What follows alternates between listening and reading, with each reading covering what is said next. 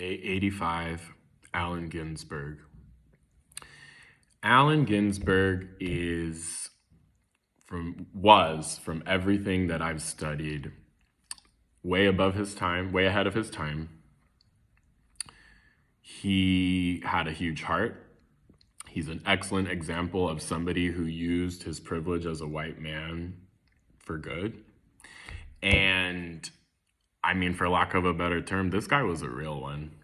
And anyway, so I first learned about Allen Ginsberg when I trained on a full day tour. So like a 6-hour tour that goes through all that, we call it the highlights tour, right?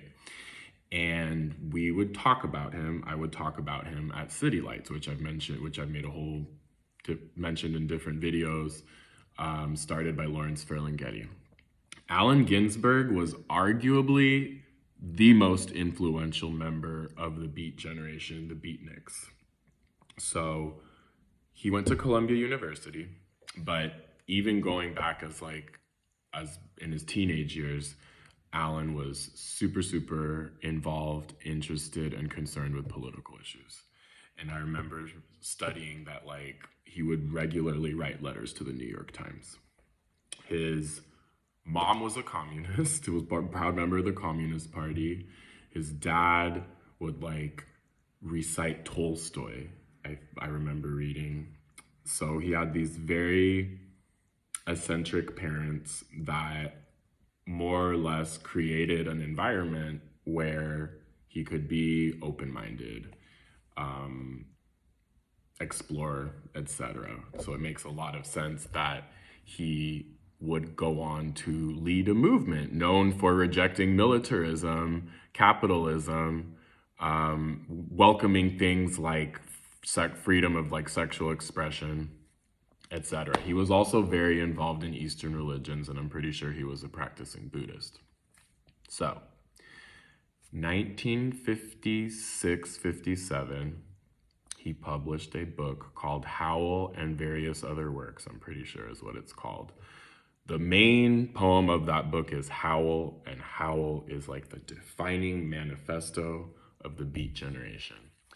He talked about things that you did not talk about in San Francisco or anywhere else in San Francisco or in the United States at the time. Regular sex, drug use, gay sex. You also have to keep in mind that at this time, the entire country had sodomy laws that made these sexual activities illegal.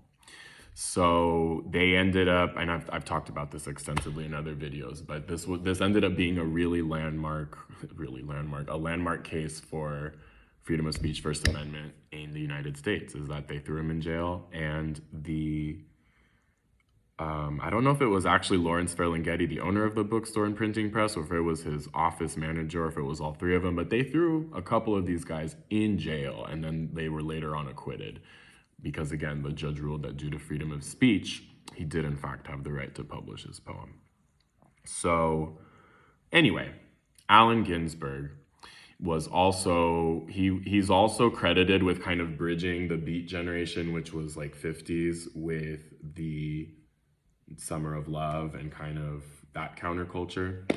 So anyway, that's just a little bit about Allen Ginsberg. And like I've said before, I'll say again, by no means am I attempting to provide a thorough summary in this little 4-minute video about this incredible guy.